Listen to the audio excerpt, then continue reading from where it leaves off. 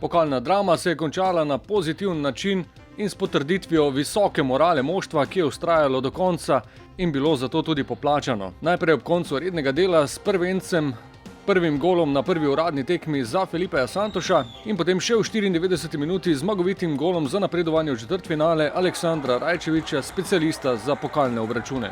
Precej spremenjena mariborska zasedba je imela v prvem polčasu kar precej težav z bojevitimi in pa zelo motiviranimi domačini. Tako je že prvi polčas napovedal dramatično končnico, v 29 minuti vodstvo po protinapadu Jaša Ragić je podal, Nukić pa zadel pod prečko. Odgovor takoj le minuto zatem, sjajen zadetek z razdalje Jasmina Mešanovića.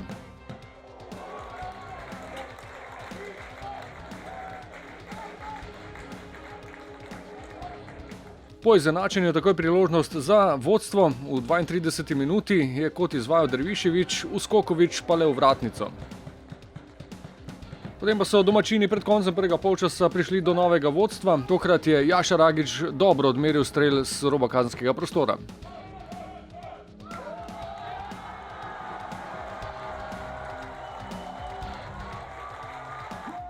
V drugem polčasu z nekoliko več tveganja se je tekma razživela v zadnjih 20 minutah, no potem pa infarktna končnica. Ob številnih menjavah je bil namen dosežen, Felipe Santoš je najprej priigral kot, potem pa tudi sam po odbitku izenačil. In potem ob poudarjeni vztrajnosti do konca, do zadnjega sodniškega piska, še en kot Derviševića in še ena izjemna podaja, tokrat na glavo Aleksandra Rajčevića, za zmago in za četrtfinale.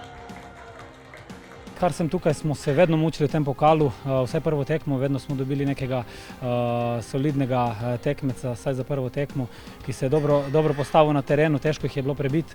In pol se mučiš, če ti igra ne steče, vemo kako je, da si hitro živčen, mogoče smo to bili mi danes.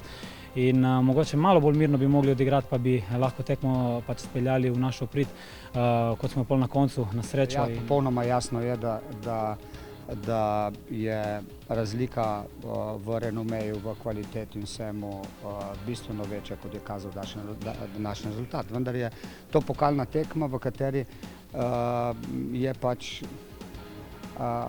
mogoče tudi tak scenarij, v katerem si na koncu zadovoljen, da si zmagal, drugo pa skušaš hitro pozabiti. Po razburljivi tekmi v Ljubljani sedaj pokalno tekmovanje na stranskem tiru, sledi ponovno liga, v soboto gostovanje v Krškem.